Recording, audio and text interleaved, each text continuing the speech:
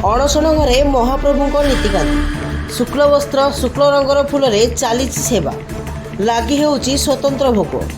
आज अनवसर द्वितीय दिन अणशन घरे महाप्रभु निकट में शुक्ल वस्त्र और शुक्ल रंगर फूल लगी नीति संपूर्ण करुछंती दैतापति सेवायत। वैद्यराज परामर्श क्रमे असुस्थ महाप्रभु को क्षीर सर छेना और राबिड़ी सह आंब कदली पणस आदि भोग करा जाउछि। श्रीमंदिर में आरंभ होइछि पट्टिदियों पूजा अर्चना।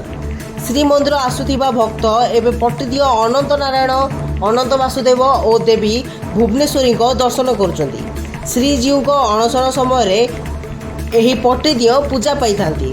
अणसर परे पट्टिदियों को विसर्जन कराजिबार परंपरा रही। सेपटे द्वितीय दिन में अलारनाथ पीठ में जमीची श्रद्धालुं भिड़। रत्नवेदी में श्रीजीव दर्शन वंचित भक्त एवं ब्रह्मगिरी अलारनाथ दर्शन करुछंती। ब्यूरो रिपोर्ट जागरण 24 न्यूज।